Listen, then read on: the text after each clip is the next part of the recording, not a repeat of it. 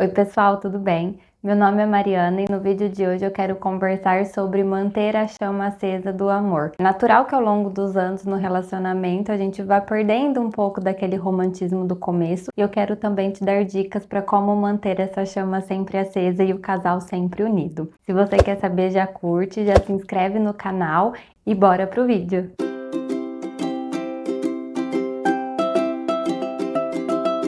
É natural que ao longo dos anos a gente vá perdendo aquela chama do amor, aquela paixão, aquela coisa avassaladora, o romantismo de ter o olhar um para o outro. É natural que ao longo dos anos a gente entre num comodismo da relação, que a gente comece a se perder na relação. As burocracias da vida falam mais alto, sejam questões da casa, diante de um casamento, sejam filhos, família, trabalho. As obrigações do dia a dia acabam tomando às vezes uma proporção tão grande que a gente nem consegue parar para olhar o outro e a gente vai se acostumando. No começo tem aquela questão da conquista, da paixão, será que vai dar certo ou não, da gente ficar pensando, se organizando. E quando a gente já está numa relação mais sólida, mais madura, não tem mais aquela insegurança, aquela coisa da conquista, meio que já conquistou, então a gente acaba entrando nesse comodismo. Mas acaba que não é saudável, porque a gente se perde nessa relação, ela perde o sentido de existir. Às vezes a gente passa a ter uma relação mais de amizade, não de amor. E diante também dos problemas, das questões que vão aparecendo, é natural que às vezes o casal vai se distanciando, que o casal vai se perdendo, que não vejam mais sentido em estar ali naquela relação, de não ter mais aquela admiração pelo outro. E às vezes acaba no fim da relação sem nem ao menos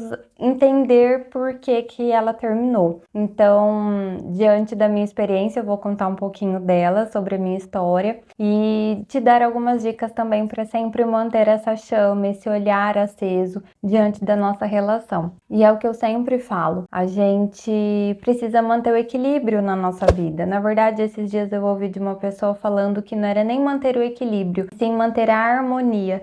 Porque o equilíbrio é como se a gente ficasse naquela slackline, se eu não me engano, e tenta se equilibrar numa corda, né, num elástico. Então o equilíbrio ali demanda muito esforço para a gente ficar naquela corda bamba, vamos dizer assim. E a harmonia já não, a harmonia ela flui, ela é natural, ela é leve. Achei muito pertinente essa comparação e essa analogia, então acho que transformando, né, a minha fala, não manter o equilíbrio, mas sim manter a harmonia. É como eu sempre falo, nossa vida é um eterno equilibrar de pratinhos. Quando a gente vê o equilibrista, né, com aquela vareta grande, equilibrando os pratinhos, para cada coisa da nossa vida tem um pratinho, seja o pratinho do amor, o pratinho dos filhos, o pratinho do trabalho, o nosso próprio pratinho. E diante também de tantos pratinhos, às vezes o do amor, às vezes o da relação acaba ficando de lado. E claro, em alguns momentos da vida, alguns pratinhos vão demandar mais do que outros e a gente vai lá e dá um foco nele. Mas não quer dizer que a gente tenha que se perder. E que a gente precisa também entender quando que é a prioridade ir lá e cuidar do nosso pratinho do amor, da nossa relação, para a gente não acabar se perdendo, como eu falei antes. Vou contar brevemente a minha história. Eu conheci meu marido, eu tinha 13 anos, ele tinha 16, de 15 para 16, ele é 2 anos e meio mais ou menos mais velho do que eu. A gente se conheceu antes de ter alguns amigos em comum e a gente teve um namorinho breve de 3 meses. Eu era muito nova, ele também, mas acho que a gente ainda estava em fases um pouco diferentes, né? Eu ainda brincava, não sabia direito o que era namorar. Hein? Foi na época que minha mãe começou a deixar eu sair de casa, eu morava numa cidade pequena, então era tranquilo, então ela começou a deixar eu sair de casa. E aí, namorando, namorinho bobo, a gente acabou terminando. Eu lembro que ele era muito ciumento na época e eu tava na fase de sair, de me descobrir enquanto saindo saindo de casa. E aí acabou que a gente terminou. 6 anos depois, eu namorei outras pessoas, ele também. E aí 6 anos depois a gente se reencontrou na faculdade. Eu fiz administração antes de fazer psicologia. Tem até um vídeo aqui no canal sobre mudança de carreira, até te dando dicas. Então vou deixar o link aqui na descrição, depois que acabar esse, se você quiser, corre lá pra ver. E aí a gente se reencontrou nessa faculdade de administração e começamos a namorar. Eu tinha na época acho que 20 anos, mais ou menos. E aí a gente ficou um ano junto, namorando, mas a gente se via todo dia, a gente tava junto todo dia, a gente ia pra faculdade, a gente voltava da faculdade. Se eu não me engano, ele dormia na minha casa quase todo dia. E a gente não tinha maturidade para lidar com uma relação tão intensa daquela forma. A gente não tinha conversa, a gente não tinha troca, um ficava inseguro de conversar e magoar o outro, e a gente foi se perdendo no meio disso, e aí a gente acabou terminando. E ficamos 2 anos e meio separados novamente. Também namorei outras pessoas, ele também, a gente foi viver a vida. E 2 anos e meio depois, mais ou menos, a gente começou a conversar novamente no Facebook. Ele fala que foi eu quem procurou ele, mas eu não lembro, confesso que realmente eu não lembro. Eu lembro que a gente começou a conversar de novo. Eu já tinha mudado de cidade, eu tava numa cidade vizinha, que é a cidade que a gente mora hoje, no interior de São Paulo, então ele morava numa cidade pequena aqui do lado. E eu lembro que eu contei pra minha mãe, porque ela veio no quarto uma hora que eu tava conversando com ele, e aí ela perguntou alguma coisa e eu falei. E aí ela ainda falou assim: ah, já sei onde vai dar isso. E ela sempre gostou dele, minha família sempre gostou muito dele. E eu falei: não, mãe, a gente já tentou namorar 2 vezes e não deu certo, não é pra ser, mas pelo menos uma amizade, né? Quem sabe, enfim. E aí ela, aham, tá. E aí eu lembro que numa sexta-feira ele me mandou mensagem. Há 11 anos atrás não tinha WhatsApp, não tinha nada disso. Então eu lembro que ele me mandou um SMS numa sexta-feira e ele falou assim: e aí, a gente vai ficar só conversando ou a gente vai se ver? A gente saiu pra ir no cinema e aí naquele dia mesmo ele já subiu no meu apartamento, já falou oi pra minha mãe, já abraçou ela, enfim. E aí dali a gente teve uma conversa, a gente ficou e decidimos que a gente ia com calma. Mas a nossa calma durou acho que uma semana, porque logo a gente já tava namorando. Eu acho que nem teve pedido, foi algo natural que aconteceu. Então a gente já se viu namorando, logo a gente noivou e, enfim, depois de uns 5 anos mais ou menos, a gente casou. Eu falo que as coisas acontecem como tem que acontecer e a relação nossa, dessa última vez, é muito mais diferente do que era as primeiras e que talvez a gente precisou passar por tudo aquilo para entender a relação de hoje, para ser diferente. A gente aprendeu com os nossos erros lá de trás, principalmente com falta de diálogo, com falta de conversa, com falta de olhar um para o outro. A gente já faz 11 anos, se eu não me engano, que a gente está junto desde essa última reconciliação, mas de história temos muitos anos aí. A gente precisa estar sempre mantendo a chama acesa, o olhar para o outro. Agora, recentemente, a gente teve bebê. No momento que eu tô gravando esse vídeo, minha filha tá com 10 meses. Com ela veio mais uma responsabilidade, mais uma questão. E a gente precisa estar a todo momento ali, voltando o olhar um para o outro. Como ela demanda muito, um bebê demanda muito, da gente também fazer esse exercício, porque senão a gente fica muito focado ali, no bebê, no trabalho, nas responsabilidades, e a gente deixa de ser marido e mulher e passa a ser pai e mãe. Então acho que é muito importante, diante da minha experiência, diante dos meus estudos enquanto psi, eu queria te dar algumas dicas para te ajudar na sua relação aí também, espero que te ajude. Primeira dica que eu dou é a questão de que a relação é uma escolha diária. A gente escolhe estar ao lado da pessoa diariamente. A gente precisa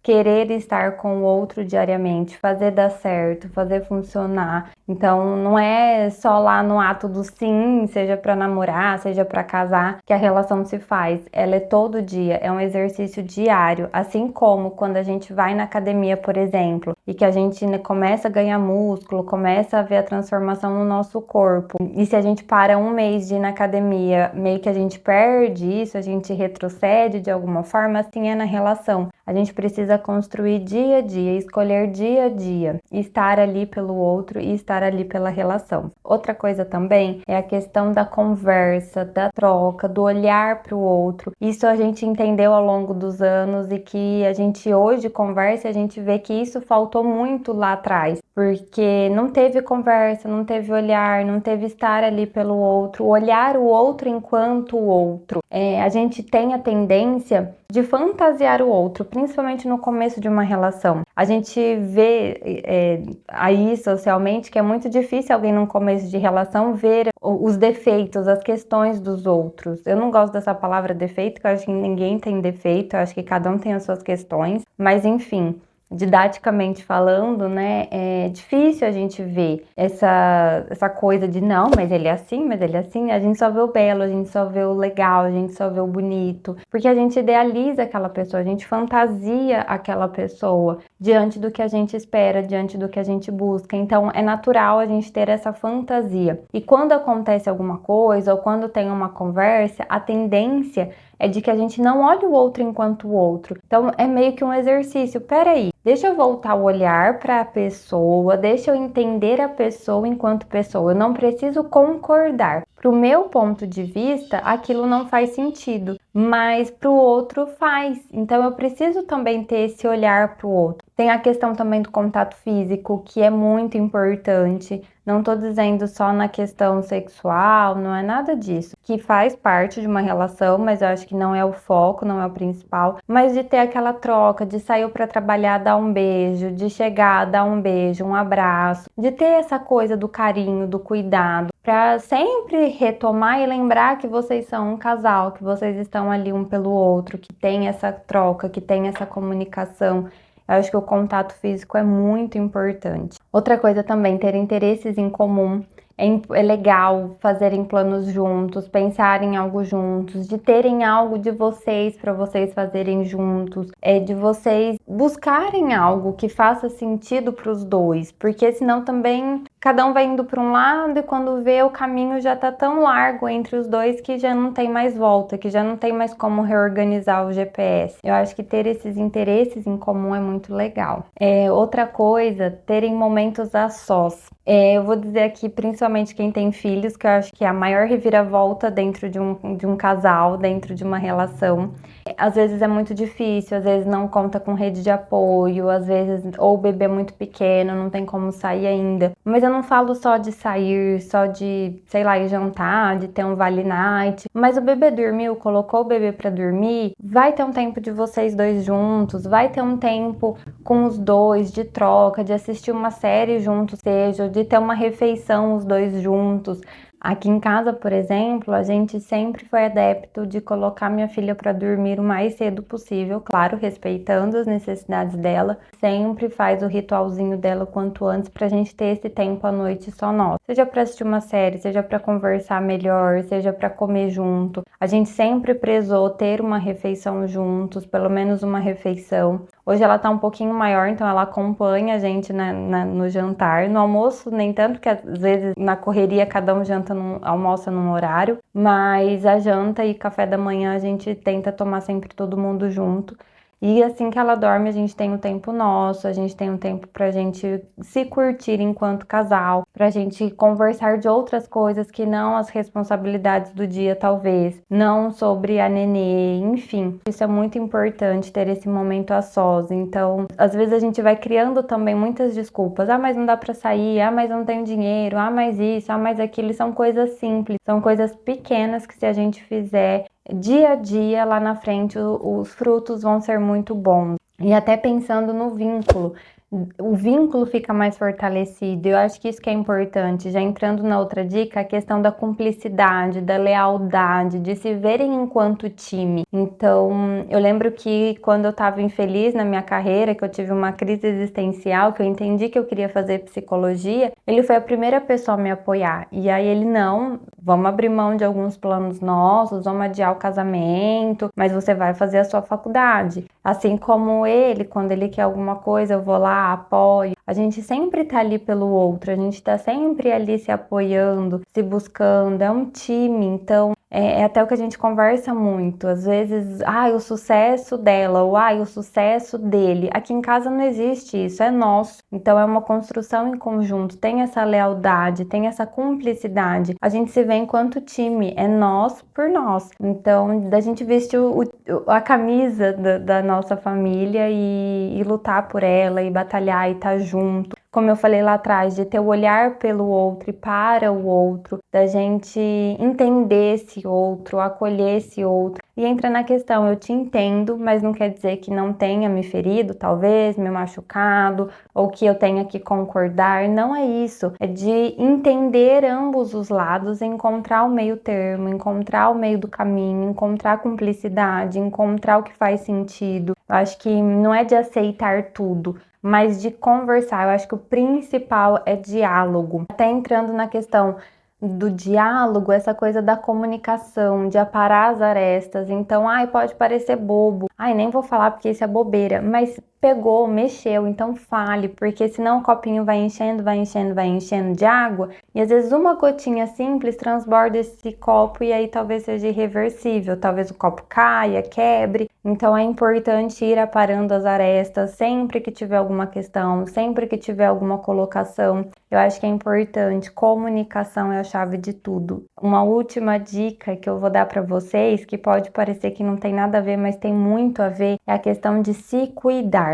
Quando a gente tá bem com a gente mesmo, quando a gente tá olhando pra gente, quando a gente tá se buscando, quando a gente se conhece, quando a gente se fortalece, quando a gente está bem com a gente, isso tudo reflete na relação, reflete no outro. É a famosa frase da aeromoça que quando cair as máscaras, se cair as máscaras, coloque primeiro em você para depois ajudar o coleguinha do lado. Nossa relação também é reflexo do que a gente está vivendo com nós mesmos internamente. Então, se cuidar também é um ato de amor perante o outro, não só a você mesma. E para finalizar, eu acho que o que resumiria muito e que acho que é fundamental, se eu só consigo seguir uma dica, é diálogo. É diálogo, é conversa, pode parecer chato, pode parecer clichê, mas é conversar. Eu acho que isso é a chave fundamental de qualquer relação. E até de vocês irem buscando dia a dia o porquê que eu tô com o outro, como que eu tô com o outro, até entrando numa dica bônus aqui, a questão de reforçar sempre isso, porque a gente fica muito, nossa, ele fez isso, nossa, ela fez isso, nossa, aconteceu isso, nossa, que saco, nossa,